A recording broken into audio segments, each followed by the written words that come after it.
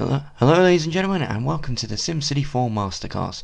My name is SmileyMK93, and in this video we're going to look at city layouts. So what zones are in the city, why they are, street layouts, different types of street layouts by zones, etc, etc. So let's get started. This is the town of Leighton Buzzard in England, and I think this is a good example of how to lay out a city, because the things here are common to a lot of towns. Firstly, you'll notice I'm mousing over the rivers, and you'll notice that the town centre, which I've just moused over, is very close to the junction between these two rivers, the River Ousel and the Clipston Brook. This is not by coincidence. Water is very important for human life, and so a lot of towns, particularly in the old days, were built near water. So this is something you should try to reflect in your cities. Leighton Buzzard is also in a valley, and there's limestone in the area, as shown by the two quarries you can see on the map, which I'm mousing over right now. So this gives the town good protection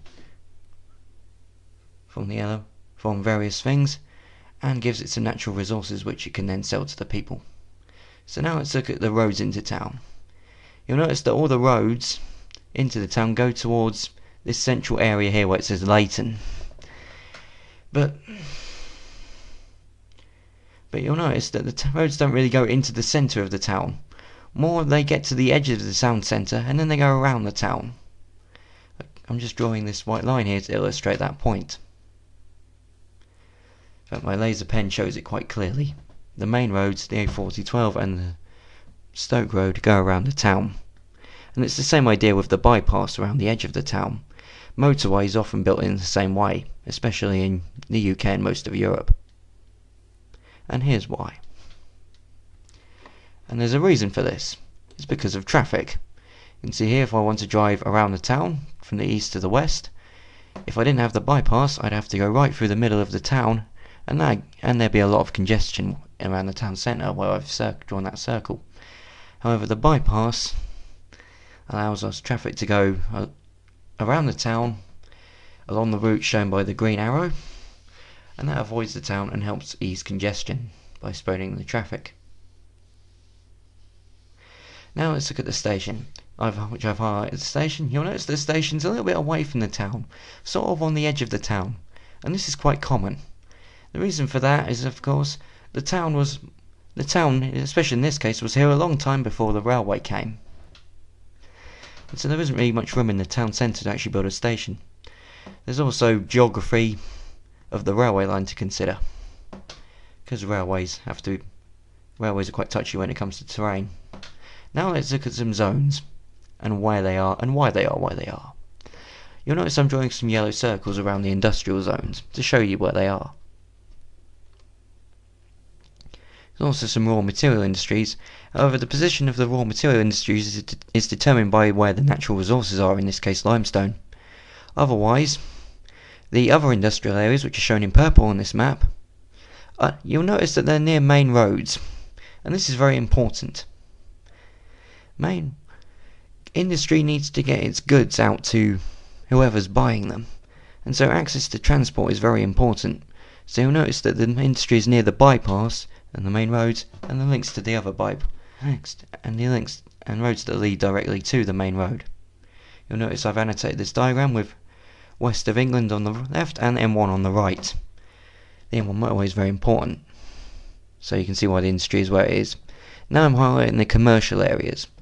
Notice that these are largely in the centre of the town, and there's also a small commercial area near the bypass. Again, this is typical for a town. You want to build commercial where there's people. So, town centre, near a main road with lots of traffic, or near a train station where lots of commuters are going to be. Now let's look at the residential zones. I'm going to draw a green highlight around all the residential areas, and you'll notice that this takes up most of the town. Like most towns, Leighton Buzzard is predominantly made up of low-density suburban housing. This is true in a large number of towns around the world, and something you definitely want to try and recreate in SimCity 4.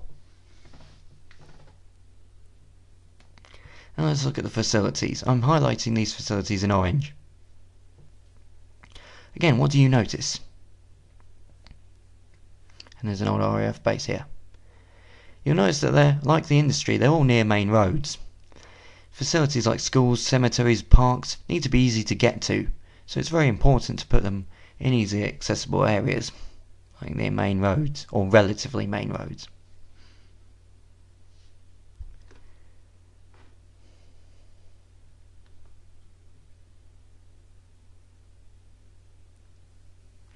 Now we're going to look at some street layouts.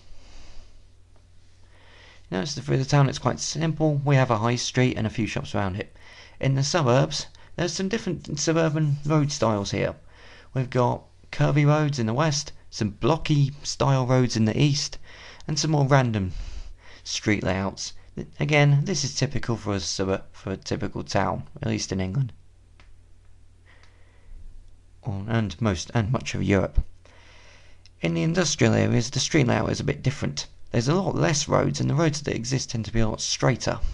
This is because obviously lorries go down it, but also because their buildings in the industrial zones are much bigger than typical houses, so we don't need as many roads. Okay, so that was everything to do with Leighton Buzzard. Now let's look at another example of a town. This is Portsmouth on the south coast of England. You'll notice that there are a lot of similarities between Portsmouth and Leighton Buzzard in terms of layout. There's a main road along the top and along the side. The main motorway into the port, the M275, leads to the main ferry port, which has ferry connections to France, Spain and the Isle of Wight. You'll notice that the commercial areas are near the town centre and near main roads. The industrial areas are very close, and the port are very close to main roads, so goods can get out very easily. I'm just demonstrating that now by drawing arrows to the motorway junctions. You can see there where London is from Portsmouth, just to illustrate how important it is for industry to be near main roads. Facilities as before are near main roads. I'm just highlighting the football stadium, which is near Fratton Station, so it's easy to, again, facilities just need to be easy to get to, and of course the port. And then just like any other town, it's mostly dominated by low density residential development. Like Leighton Buzzard, the main roads kind of go around the town centre. They sort of lead into it, not to the same extent that they do with Leighton Buzzard, but anyways, you can see how the main roads go around the town. You'll also notice, obviously I've just drawn, there's a big English Channel to the south, and the port is on the west. You'll notice that the town centre is near the port and the sea, and that's very common with seaside towns. Obviously the main attraction is the sea, and in this case the port is a main source of jobs, so it makes sense for the town centre to be near the sea. You'll notice that the port is also in a natural harbour, which I'm highlighting right now, so it offers adequate protection from the tides and the currents of the sea. Again, with street layout we have some random suburban roads, and we have straight roads for the industry. But unlike Leighton Buzzard, you'll notice that we have some grid systems in place. This is quite common in denser areas. Portsmouth has typically sized houses, but they're often quite dense. There's a lot of terracing in Portsmouth. So grid layouts are an efficient way to pack a lot of development into a small area. Obviously places like America and some parts of Asia like to use grids a lot because they're easy, efficient, and are well conducive to high density development. And that's pretty much it for this video. I hope that's given you some good ideas and tips. I've been Smiley MK, and I'll see you next time. Goodbye for now.